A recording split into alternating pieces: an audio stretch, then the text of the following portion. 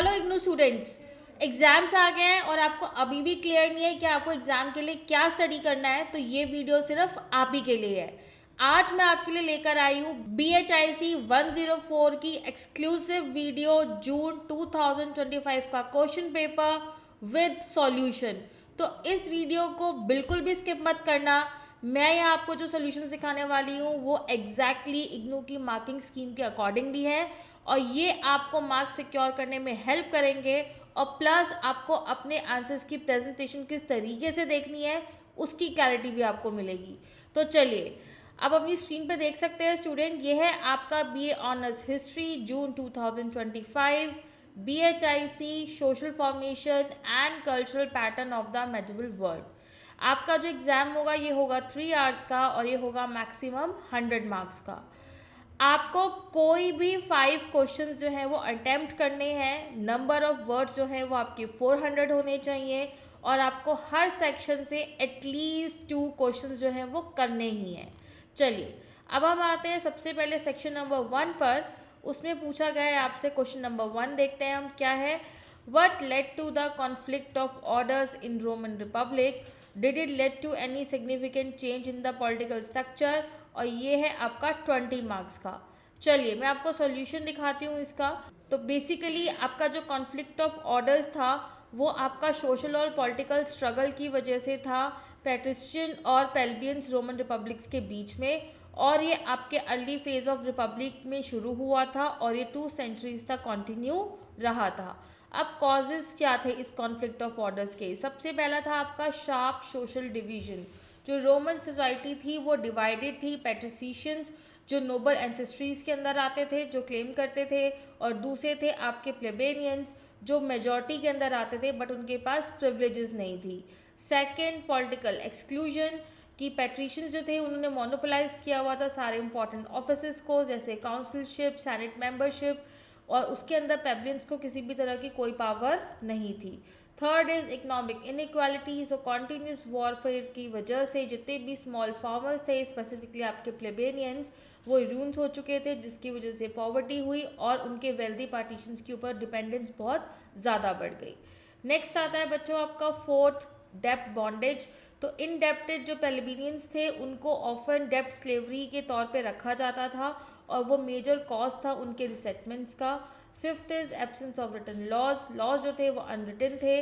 पैट्रिशियंस जो थे वो इंटरप्रिटेट करते थे उनको और उनका जो रिजल्ट था वो हमेशा बायस्ड रहता था। Sixth is unequal military burden. तो बेसिकली जो आपके प्लेबेनियंस थे उनको एज अ सोल्जर के तौर पे सर्व करना पड़ता था और पूरा मिलिट्री का बर्डन उन्हीं के ऊपर था, पर जो पॉलिटिकल राइट्स थे उनको नहीं दिए जाते थे। And seventh is collective resistance कि प्लेबेनियंस जो थे उन्होंने फिर कलेक्टिवली विड्रॉ करना शुरू किया सिटी से as a method of protest, ताकि वो फोर्स कंसेशन जो है उनको मिल सके। अब आता है बच्चों आपका next, change in political structure. तो उसके अंदर आएगा बच्चों सबसे पहले आपका creation of the tribune of the plebs. तो एक ऑफिस ऑफ ट्रिब्यून जो था वो इस्टेब्लिश किया गया ताकि प्लेबियंस को प्रोटेक्ट किया जा सके। पावर्स दी गई मजिस्ट्रेट की पावर्स को चेक करने के लिए। Next is recognition of plebeian assembly.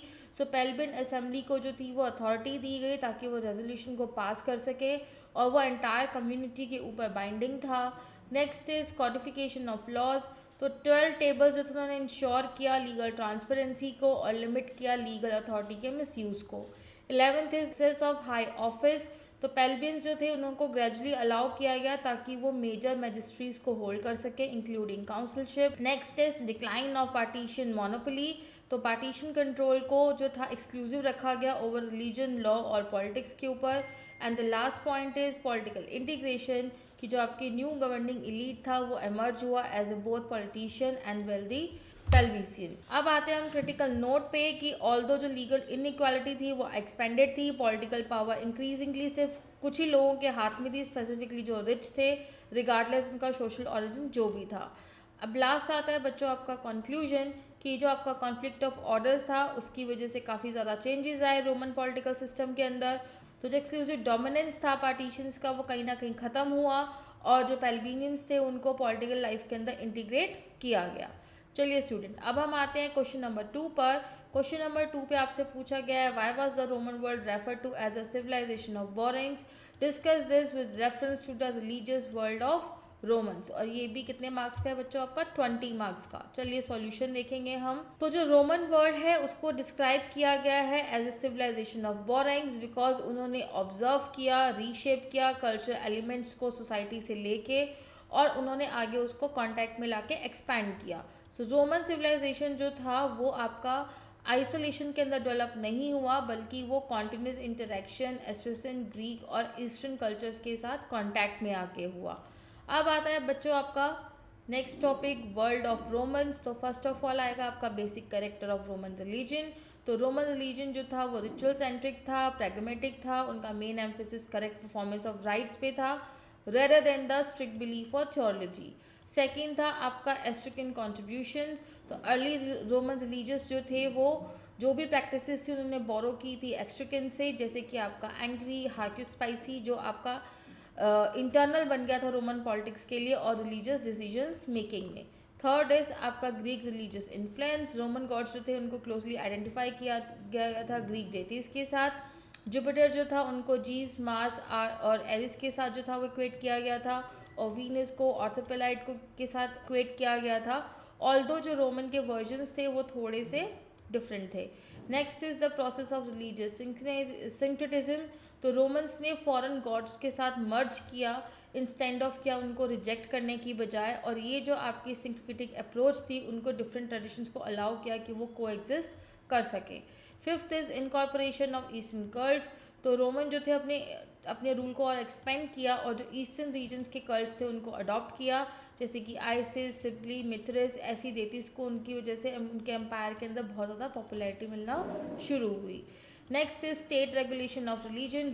Roman state ने सुपरवाइज किया रिलीजियस प्रैक्टिसेस को, बोरो कल्ट्स को जो था उन्होंने परमिट किया। Next is development of empirical cult. उन्होंने वर्शिप करी एम्परर्स की, जिसमें रिफ्लेक्ट किया बोरो आइडिया ऑफ डिवाइन किंगशिप को। 8 point is tolerance and pluralism. तो रोमन रिलीजन ने अलाउ किया वर्शिप ऑफ मल्टीपल गॉड्स, जिसमें कोई भी सिंगल जो सेक्रेट टेक्स्ट और एक्सक्लूसिव डॉक्ट्राइन, और उन्होंने एनकरेज किया था ओपननेस ऑफ एक्सटर्नल इन्फ्लुएंस को। 9th is borrowed ritual and festivals. तो बहुत सारे ऐसे रोमन रिचुअल सेरेमनीज और फेस्टिवल्स थे जो रिफ्लेक्ट करते थे फॉरेन ओरिजिन से, और उनको रोमन सिविक ट्रेडिशंस के अंदर अडॉप्ट किया गया था। And the last is utilitarian view of sacred, कि रोमन्स ने बिलीव किया कि जो फॉरेन गॉड्स को आप अडॉप्ट करके आप उनको प्रोटेक्शन और प्रॉस्पेरिटी जो है वो दे सकते हैं। और एट लास्ट बच्चों आप लिखेंगे क्रिटिकल नोट और उसका कंक्लूजन 3 लाइन्स में। चलिए अब हम आते हैं थर्ड क्वेश्चन पर। थर्ड क्वेश्चन में आपसे पूछा गया है give a brief account of the trading network of the American merchants and account for their success. Again ये भी आपका 20 मार्क्स का है।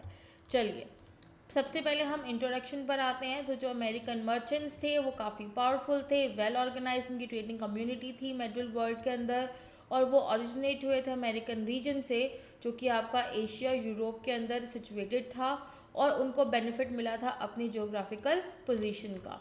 अब हम आते हैं आपका trading network of American merchants. तो सबसे पहले आता है आपका स्ट्रेटेजिक लोकेशन ऑफ आर्मेनिया। तो आर्मेनिया जो था वो आपका बेसिकली जंक्शन था मेजर ओवरलैंड रूट्स का, जिसमें वो Mediterranean, west Asia, central Asia और साउथ एशिया को कनेक्ट करता था।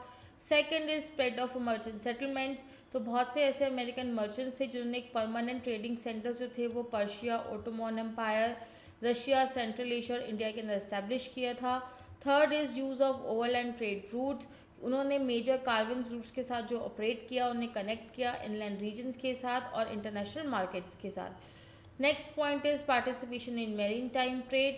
तो अमेरिकन मर्चेंट्स जो थे उन्होंने सी रूट्स का यूज़ किया, उन्होंने मेडिटेरियन पोर्ट्स को इंडियन ओशन ट्रेड नेटवर्क के साथ लिंक किया। Fifth point is wide range of commodities. तो उन्होंने silk, spices, textile, precious metals, gems, horses और लग्जरी गुड्स के अंदर ट्रेड किया। And the six point is commercial diaspora. Armenia ने ट्रेडिंग कम्युनिटीज़ जो थी वो सेटल हुई अब्रॉड के अंदर, उन्होंने क्लोज इकोनॉमिक और इमोशनल टाइज जो थे वो होमलैंड में बना के रखे। अब आता है आपको रीजंस बताने थे कि अर्मानिया मर्चेंट्स जो थे उनकी वो सक्सेसफुल क्यों थे। तो first of all is strong family and kingship organisation. Trade जो था वो कंडक्ट किया जाता था तो family based firms, ensure trust होता था, कॉरपोरेशन थी और एक कॉन्टीन्यूटी थी across the generation. Next point is efficient credit and financial practices. तो अर्मेनियंस मर्चेंट जो थे वो क्रेडिट सिस्टम्स का यूज़ करते थे, पार्टनरशिप का, कमर्शियल कॉन्ट्रैक्ट्स का, जिससे वो लॉन्ग डिस्टेंस ट्रेड जो थे वो रिस्क को मैनेज कर सकते थे। Next point is multilingual and cultural skills, कि उनको मल्टीपल लैंग्वेजेस की नॉलेज थी और कस्टम्स की, जिससे उनको नेगोशिएट करने के अंदर काफ़ी हेल्प मिला। नेक्स्ट पॉइंट इज़ आपका अडॉप्टेबिलिटी टू पॉलिटिकल एनवायरनमेंट। उन्होंने डिफरेंट पॉलिटिकल कंडीशंस के अंदर एडजस्ट किया और मेंटेन किया डिफरेंट रूलिंग अथॉरिटीज़ के साथ। रिलीजियस एंड कम्युनिटी कोहेशन, तो उन्होंने रिलीजियस इंस्टीट्यूशंस को शेयर किया और कम्युनिटी को और ज़्यादा स्ट्रॉन्ग किया। और लास्ट पॉइंट आता है बच्चों आपका स्ट्रेट पैटर्नेज एंड प्रिविलेजेस, के बहुत सारे जो रूलर्स थे उन्होंने ग्रांटेड किया जो अर्मेनियाज हैं वो ट्रेडिंग करेंगे, प्रिविलेजेस को प्रोटेक्शन देंगे और टैक्स कंसेशन देंगे टू एनकरेज अ कॉमर्स। और एट लास्ट बच्चों आपका आएगा क्रिटिकल नोट एंड आपका कंक्लूजन। चलिए अब हम आते हैं फोर्थ क्वेश्चन पर। फोर्थ क्वेश्चन में आपको किसी भी दो पर शॉर्ट नोट्स लिखने अराउंड 200 वर्ड्स। तो पहला आपको दिया गया है लॉर्ड्स एंड वेसल, नेक्स्ट दिया हुआ है आपको goliard poets, C is debate on the origin of federalism and the last point D is a glass industry in the medieval Europe. चलिए अब हम आते हैं इसके सॉल्यूशन पर। तो सबसे पहले आते हैं हम लॉर्ड्स एंड वेसल्स पर। तो जो आपका रिलेशन था लॉर्ड्स एंड वेसल्स का वो मेडिवल फेडरल सिस्टम की वजह से फॉर्म हुआ था। ये एक पर्सनल और कॉन्ट्रैक्चुअल बॉन्ड था जो आपके लैंड होल्डिंग और सर्विसेज के ऊपर बेस्ड था और ये सिस्टम डेवलप हुआ था मेडिवल यूरोप में as a response to political instability and weak central authority. अब जो आपका फेडरल बॉन्ड था तो रिलेशनशिप आपका म्यूचुअल ऑब्लिगेशन के ऊपर बेस्ड था between the Lord and the vessel. Second is homemade ceremony. So vessel जो थे वो शपथ लेते थे कि वो लॉयल रहेंगे, ओबीडियंस रहेंगे। Third is grant of fief. Lord जो था उन्हें ग्रांट करता था लैंड और रेवेन्यू जिसको हम फीफ बोलते थे।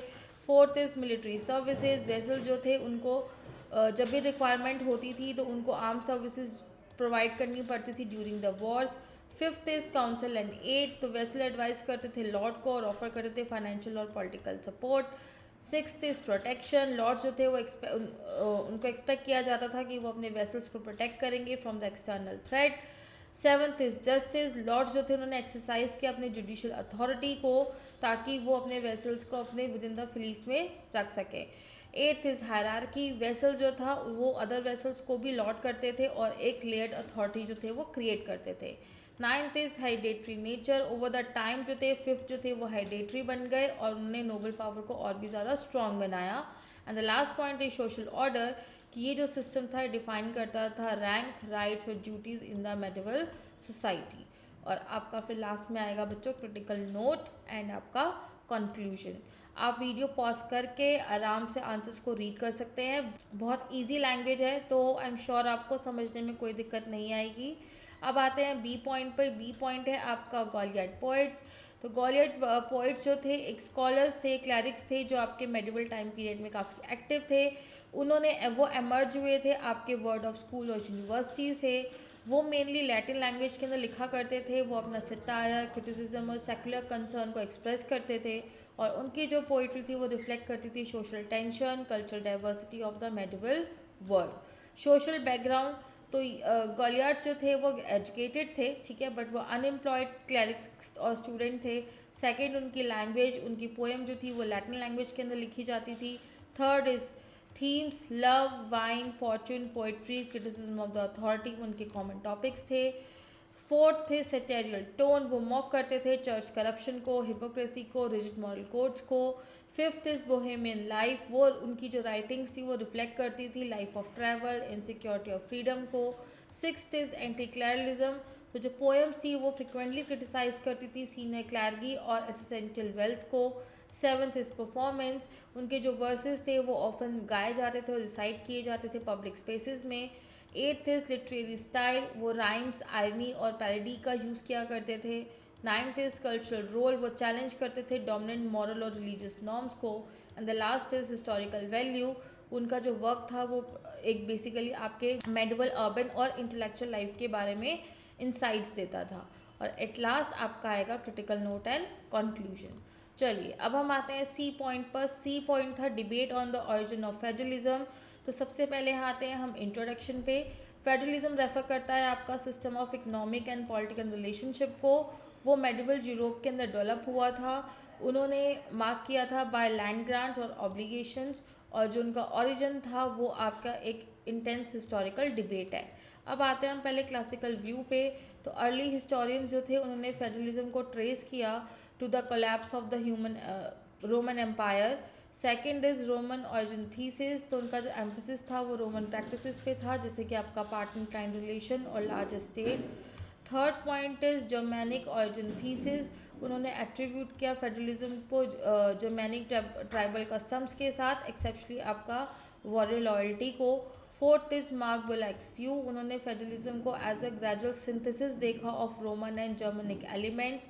Fifth is land and lordship, तो सेंट्रल टू फेडरलिज्म जो था वो आपका कंट्रोल ऑफ लैंड था by the Lord. Six point is वैसलेज, तो जो आपके पर्सनल बॉन्ड्स थे वो आपके म्यूचुअल ऑब्लिगेशंस के ऊपर बेस थे। सेवन्थ इज इकोनॉमिक फैक्टर, कि आपका जो ट्रेड था वो डिक्लाइन होना शुरू किया और सेल्फ सफिशिएंट मैनर्स को एनकरेज करना शुरू हुआ। एट्थ इज पॉलिटिकल फ्रेगमेंटेशन, सो आपकी जो वीक सेंट्रल अथॉरिटी थी उन्होंने लोकलाइज पावर को और प्रमोट किया।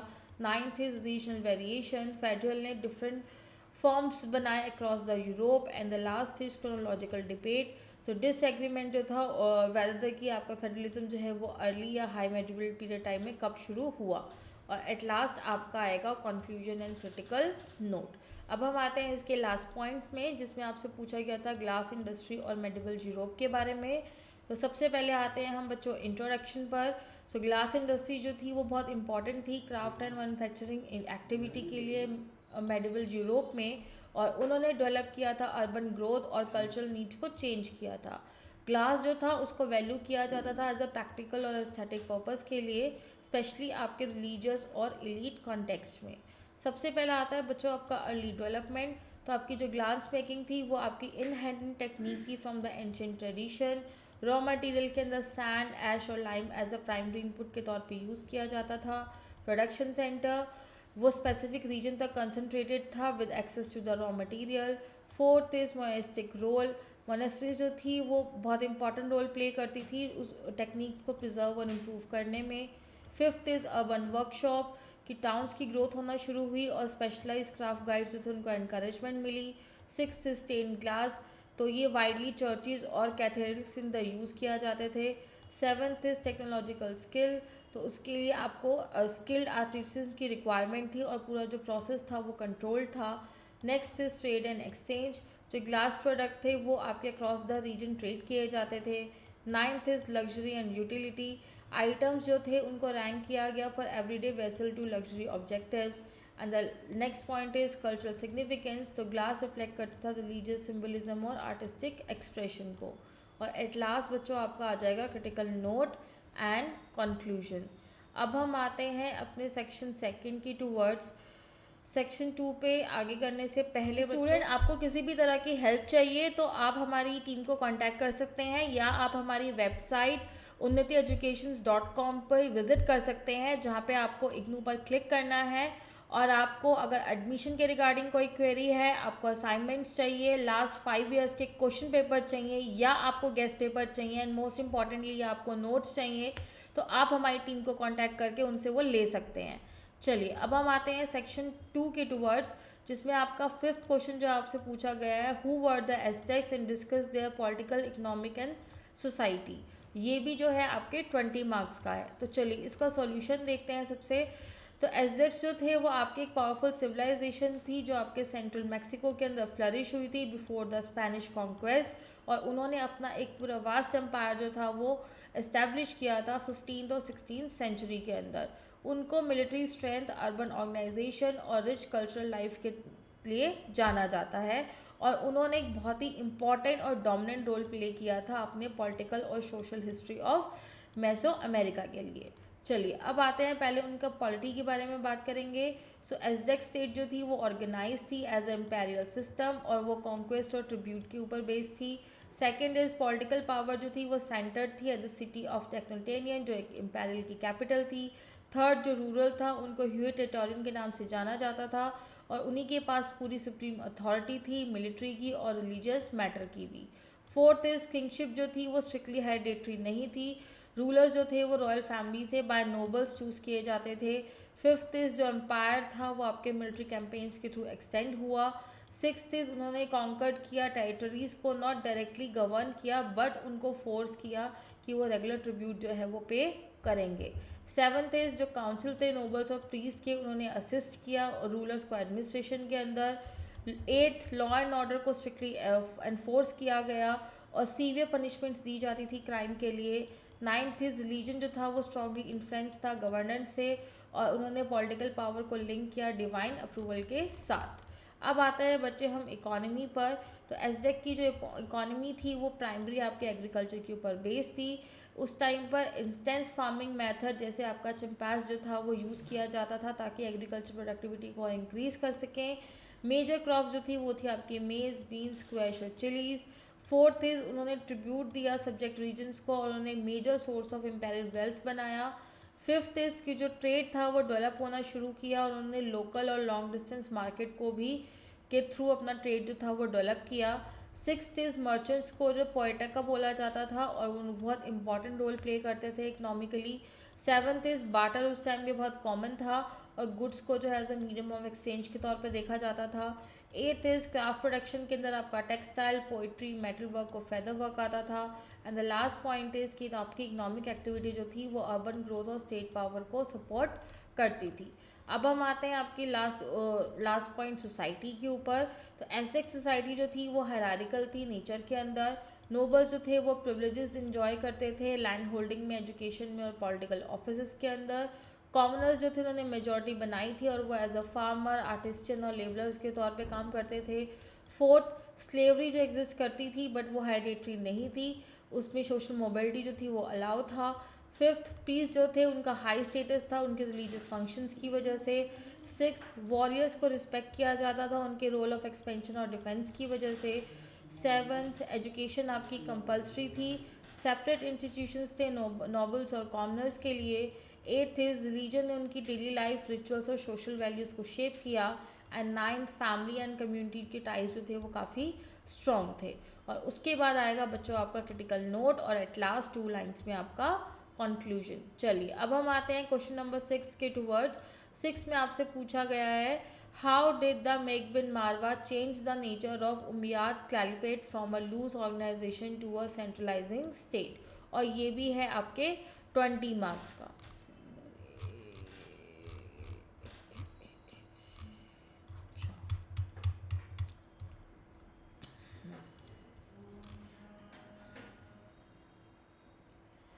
चलिए स्टूडेंट 6 का आंसर देखेंगे हम। मालिक बिन मारवन जो थे उन्होंने का बहुत इंपॉर्टेंट रोल प्ले किया था आपका उमैयद कैलिफेट के अंदर। उन्होंने उस टाइम के अंदर रूल किया, वो एक इंटरनल कॉन्फ्लिक्ट और एडमिनिस्ट्रेशन वीकनेस का टाइम पीरियड था। उनके रीजन ने उसको एक टर्निंग पॉइंट जो था वो मार्क किया। उन्होंने ट्रांसफॉर्म किया कैलिफोर्न को from loosely organise political structure से मोर सेंट्रलाइज और स्टेबल स्टेट के अंदर। अब हम आते हैं उनके एडमिनिस्ट्रेशन रिफॉर्म्स पर। सो मालिक बिन मारवा जो थे उन्होंने स्ट्रेंथन किया अथॉरिटी ऑफ कैलिपा को, उन्होंने असर्टन की सेंट्रल कंट्रोल लिया प्रोविजन गवर्नेंस का, रिड्यूस किया लोकल ट्रिब्यूनल ट्राइबल लीडर्स और ऑफिशियल्स की ऑटोनॉमी को। थर्ड, अरेबिक जो थी वो इंट्रोड्यूस की गई as a official language of administration और अर्लियर रीजनल लैंग्वेजेस को उन्होंने रिप्लेस किया। फोर्थ, ये जो रिफॉर्म्स थे उन्होंने रिकॉर्ड्स को स्टैंडर्डाइज करने में हेल्प किया, कम्युनिकेशन करने में हेल्प किया। फिफ्थ इज़ उन्होंने दीवान सिस्टम को रिकॉग्नाइज किया और इंश्योर किया कि जो डायरेक्ट सुपरविजन होगा वो सेंट्रल अथॉरिटी के द्वारा होगा। सिक्स्थ इज़ जो आपका प्रोविजनल एडमिनिस्ट्रेशन था उसको अकाउंटेबल बनाया। सेवन, उनका जो मेन एम्फेसिस था वो था ब्यूरोक्रेटिक एफिशिएंसी और रिकॉर्ड कीपिंग में। अब आते हैं हम फिजिकल एंड इकोनॉमिक मेजर्स पर। तो उन्होंने कॉनियत सिस्टम जो था उसको रिफॉर्म किया और इस्लामिक करेंसी जो थी वो इंट्रोड्यूस करी। इससे जो उनकी डिपेंडेंस थी बेल्टाइन और पर्शियन कॉइन्स पे वो कम हो गई। यूनिफॉर्म करेंसी ने इकोनॉमिक इंटीग्रेशन को स्ट्रॉन्ग किया। टैक्स कलेक्शन जो था वो बहुत ही स्ट्रिक्ट सेंट्रल सुपरविजन के अंदर किया जाता था। फिफ्थ इज़ रेवेन्यू जो थे उनको रीडायरेक्ट करके स्टेट और मिलिट्री के सपोर्ट मिला। एंड द सिक्स्थ इज़ जो आपके फिजिकल रिफॉर्म्स से उन्होंने करप्शन और लोकल मिसयूज़ ऑफ फंड्स को कम किया। अब आते हैं हम मिलिट्री एंड पॉलिटिकल कंसोलिडेशन पर। तो उन्होंने रिस्टोर किया था स्टेबिलिटी को आफ्टर इंटरनल रिबेलियंस के बाद। उन्होंने रीऑर्गेनाइज़ किया आर्मी को अंडर सेंट्रल कमांड। जो उनकी लॉयल्टी थी उन्होंने ट्राइबल लॉयल्टी के साथ रिप्लेस कर दिया। जो मिलिट्री अपॉइंटमेंट थी वो सेंटर के पास ही पूरा कंट्रोल फॉर्म में था। और आपकी जो लास्ट पॉइंट जो स्ट्रॉन्ग मिलिट्री डिसिप्लिन था उसने इंश्योर किया कि जो एनफोर्समेंट होगा सेंट्रल अथॉरिटी का। और लास्ट आता है बच्चों आपका रिलीजियस एंड आइडियोलॉजिकल मेजर्स, कि उन्होंने रिलीजन को यूज़ किया to legitimize central power. Islamic symbols जो था उसको एम्फेसिस किया एडमिनिस्ट्रेशन और कॉइनेज के अंदर। और जो रिलीजियस यूनिटी थी उसमें उनको पॉलिटिकल सेंट्रलाइजेशन की वजह से भी काफ़ी सपोर्ट मिला। और एट लास्ट बच्चों आपका क्रिटिकल नोट और आपका कंक्लूजन। अब हम आते हैं क्वेश्चन नंबर 7 पर। क्वेश्चन नंबर 7 आपको दिया गया है critically examine the rise of Shia Islamic sect, और ये भी है आपके 20 मार्क्स का। चलिए सुन इसका आंसर देखते हैं 7th का। तो आपका शिया इस्लामिक सेक्ट जो था वो आपका डिस्प्यूट्स की वजह से इमर्ज हुआ था within the early Muslim community, especially जब प्रोवेब की डेथ के बाद। जो टर्म थी शिया जिसका मतलब था पार्टीशन और सपोर्टर, और उन्होंने आइडेंटिफाई किया था those who upheld the Ali special claim to leadership. Over the time के साथ जो शिया की पोजीशंस थी वो पॉलिटिकल लॉयल्टीज़ के अंदर भी डेवलप होना शुरू हुई, और इससे आपकी शिया सेक्ट की जो थी वो ग्रोथ होना स्टार्ट हुई, जिससे अथॉरिटी के अंदर डिबेट स्टार्ट हुई, लेक्टिमेसी के अंदर और रिलीजियस इंटरप्रिटेशन के अंदर भी। अब आता है पहले आपका मीनिंग एंड कोर आइडेंटिटी। तो शिया सिग्निफाइज करता था सपोर्टर्स को जो फॉलो करते थे अली को इन पर्टिकुलर और एक्सेप्ट करते थे उनके लीडरशिप क्लेम को। सेकंड है succession as the central issue. जो मेजर डिवाइड था सुन्नी लीग का वो था कि who had a lawful authority to succeed the prophet. Major divide जो था सुन्नीस का था कि वो लॉफुल अथॉरिटी कौन लेगा after the profit. Third is doctrine of designation नाज। शिया बिलीव करते थे, उन्होंने स्ट्रेस किया था अली के सक्सेशंस पर जो डेजिग्नेटेड थे, और उन्होंने लिंक किया था उनको डिवाइन कमांड के साथ। Fourth condemnation of early political order. तो बहुत सारे ऐसे शिया थे जिन्होंने उसको as a first free caliphs के तौर पे देखा, एलिगमेटेड और डीपनिंग करा और उनके पॉलिटिकल सोशल रिलीजियस सेपरेशन को। Fifth is distinct practices and survival strategies. तो डिफरेंसेस जो थे वो थे आपके form of prayer, temporary marriages mutah and taqiyya, precautionary concealment of faith in danger. Next point is from political loyal to sectarian form.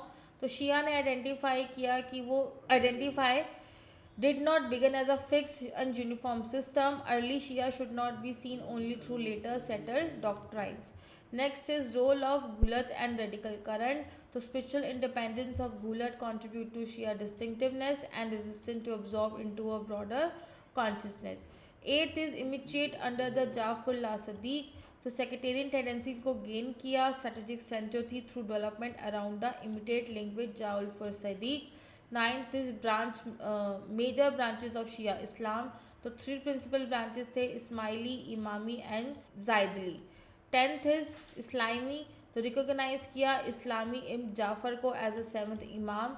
कुछ ने expect किया था मोहम्मद इम इस्लामी को to return as a Mahdi, पर later consolidation appeared with the Fatimid rise. 11th point is Imami twelvers Ithna Ashari belief in 12th fallible imams. Last imam जो थे वो थे आपके अकल्टेशन गायब में, expected to return as a Mahdi, immediate become central for guidance and teaching. और last आपका है Zaidi, recognised 5 imams, allowed any qualified member of Ahl al Bayt to become a इमाम, did not accept the infallibility of imams like a 12। उसके बाद आएगा बच्चों आपका critical note और आपका कंक्लूजन। चलिए अब हम आते हैं अपने 8th लास्ट क्वेश्चन पर, जिसमें आपको शॉर्ट नोट लिखना है any 2 of the following 200 words के अंदर। फर्स्ट है आपका the great Zimbabwe, second is camel nomadism, third is the Cassiodorus and the fourth point is Jahiliyya the pre Islamic period of economics. चलिए सबसे पहले आते हैं हम द ग्रेट जिम्बाब्वे पर। तो ग्रेट जिम्बाब्वे जो था आपका एक मेजर स्टोन बिल्ड सेटलमेंट था साउथ अफ्रीका के अंदर, जो फ्लरिश हुआ था आपका 11th एंड 15th सेंचुरीज़ के बीच में, और उसने सर्व किया था as a important political, economic और कल्चरल सेंटर को। और ये जो साइट है रिफ्लेक्ट करती है आपकी डेवलपमेंट ऑफ कॉम्प्लेक्स सोसाइटी जो बेस्ड थी आपके एग्रीकल्चर, ट्रेड और पॉलिटिकल अथॉरिटी पर। ग्रेट जिम्बाब्वे जो था वो प्रेजेंट डे में आपका जिम्बाब्वे में लोकेटेड है, और इसकी जो सराउंडिंग्स है रीजन्स को वो कंट्रोल करता है। ये फंक्शन करता है as a loyal and administrative centre के तौर पे। ये जो सेटलमेंट थी इसको मैसिव ड्राई स्टोन आर्किटेक्चर के तौर पे भी जाना जाता है, जिसका जो ग्रेट एनक्लोजर था वो बहुत ही मोस्ट प्रोमिनेंट स्ट्रक्चर है जो इंडिकेट करता है एलीट रेजिडेंट को। पॉलिटिकल अथॉरिटी जो है उसको लिंक किया गया कंट्रोल ओवर लैंड और कैटल के साथ। इकोनॉमी जो थी वो आपकी बेस्ड थी मिक्स फार्मिंग और कैटल रेयरिंग पर। गोल्डन माइनिंग ने कंट्रीब्यूट किया उनके रीजनल प्रॉस्पेरिटी में। एंड ग्रेट जिम्बाब्वे जो था वो कनेक्टेड था लॉन्ग डिस्टेंस ट्रेड नेटवर्क्स के साथ। इम्पोर्टेड गुड्स जैसे आपका ट्रेड और कोस्टल रीजन्स इंपोर्ट किए जाते थे। एंड आपका सोशल ऑर्गेनाइजेशन जो था वो हायरार्किकल था रूरल्स के साथ, और एलीट्स आते थे आपके टॉप पर। और आपका फिर क्रिटिकल नोट एंड आपका कंक्लूजन। सेकंड आया था बच्चे, आपसे पूछा गया था कैमल नोमैडिज्म। सो कैमल नोमैडिज्म सिस्टम जो था बेसिकली वो आपका डेवलप हुआ था एरिड और सेमी एरिड रीजन्स के अंदर, जहाँ पे एग्रीकल्चर को सेटल करना काफ़ी मुश्किल था। और ये आपका बेस था हर्डिंग ऑफ केमिकल्स और सीजनल मूवमेंट के इन सर्च ऑफ वाटर और गेजिंग लैंड। ये जो आपकी लाइफ थी अलाउ करती थी कि ह्यूमन कम्युनिटीज़ जो है वो सर्वाइव भी कर सकती हैं हार्श एनवायरनमेंट के अंदर, और इकोनॉमिक और कल्चर इंटरेक्शंस के थ्रू वो कंट्रीब्यूट भी कर सकती हैं। कैमल्स जो हैं उनको बैकबोन माना जाता था नोमैडिक लाइफ का, क्योंकि उनकी अंदर एबिलिटी थी कि वो लॉन्ग पीरियड्स तक विदाउट वाटर सर्वाइव कर सकते हैं। नोमैडिक ग्रुप जो थे वो प्रैक्टिस करते थे सीजनल माइग्रेशन को और मूव करते थे ग्रेजिंग एरियाज़ के अंदर। जो सिस्टम था वो सूट करता था डेजर्ट और ड्राई ग्रासलैंड्स को। कैमल्स जो थे वो मिल्क, मीट, हाइड्स और ट्रांसपोर्ट प्रोवाइड करते थे। फिफ्थ पॉइंट, मोबिलिटी ने हेल्प किया to avoid over use of scarce natural resources को। मोबिलिटी ने हेल्प किया ताकि आप ओवर यूज़ ना कर पाएँ स्केयर नेचुरल रिसोर्सेज को। सिक्स्थ इज जो कैमल नोमैड्स थे वो क्लोजली कनेक्टेड थे आपके लॉन्ग डिस्टेंस ट्रेड रूट्स के साथ। सेवन, कारवा ट्रेड लिंक था आपके डेजर्ट्स के साथ, जिसमें एग्रीकल्चर और अर्बन जो थे वो सेंटर्स थे। एट्थ, सोशल ऑर्गेनाइजेशन जो थी वो बेस्ड थी आपकी किंगशिप, क्लैंस और ट्राइबल लीडरशिप के साथ। और अथॉरिटी जो थी वो बहुत ही फ्लेक्सिबल थी और डिपेंडेंट थी कॉन्शियस और एक्सपीरियंस के ऊपर। और एट लास्ट आपका critical note and conclusion. Next जो है वो है आपका द क्रूसेड। तो क्रूसेड जो थे वो एक सीरीज़ थी ऑफ मिलिट्री एक्सपेडिशन की जो लॉन्च करी थी क्रिश्चियन पावर्स ने of western Europe between the 11th and 13th century. और उनका जो एम था वो ये था कि आपको जर्नलिज्म को रिकवर करना है और जो दूसरी साइट्स हैं जो मुस्लिम कंट्रोल में उसको कवर करना है। ओवर द टाइम क्रूसेड्स जो थे वो आपके मेजर मूवमेंट का पार्ट बन गए थे, जिसने रिलीजियस जील, पॉलिटिकल एम्बिशन और इकोनॉमिक मोटिव्स को शेप किया। और उनका लॉन्ग लास्टिंग इफेक्ट जो था वो आपका यूरोप और इस्लामिक वर्ल्ड में देखने को मिलता है। क्रूसेड्स जो थे उन्होंने इनिशिएट लिया after perils for military help. Second, जो उनका रिलीजियस मोटिवेशन था उसने सेंट्रल रोल प्ले किया। थर्ड, पॉलिटिकल इंटरेस्ट जो था रूरल्स और नॉबल्स का, उसने पार्टिसिपेशन को और ज़्यादा इनकरेज किया। फोर्थ इज फर्स्ट क्रूसेड की वजह से जो आपका जर्नलिज्म था उसको कैप्चर किया गया। फिफ्थ, क्रूसेड स्टेट जो थी उनको इस्टेब्लिश की गई ईस्टर्न मेडिटेरियन के अंदर। मुस्लिम रीजन्स को ग्रेजुअली ऑर्गेनाइज किया गया to resist against crusader rule. Warfare की वजह से आपके लार्ज स्केल वायलेंस और डिस्ट्रक्शंस होना शुरू हुए। ट्रेड कॉन्टेक्स्ट जो थे आपके यूरोप और ईस्ट के अंदर वो और भी ज़्यादा इंक्रीज हो गए। कल्चरल एक्सचेंज जो था वो आपका स्टार्ट हुआ कॉन्फ्लिक्ट्स के साथ साथ। और जो क्रूसेड्स थे उन्होंने अथॉरिटी ऑफ रिलीजियस इंस्टीट्यूशंस को और भी ज़्यादा स्ट्रॉन्ग बना दिया। और एट लास्ट स्टूडेंट आपका क्रिटिकल नोट एंड कंक्लूजन। अब हम आते हैं इसके लास्ट पॉइंट पे। लास्ट पॉइंट में आपसे पूछा गया था Jahiliyya the pre Islamic period of economics. तो जहालिया रेफर करता है आपके सोशल, मॉरल और रिलीजियस कंडीशंस को अरबिया के अंदर before the rise of the Islam.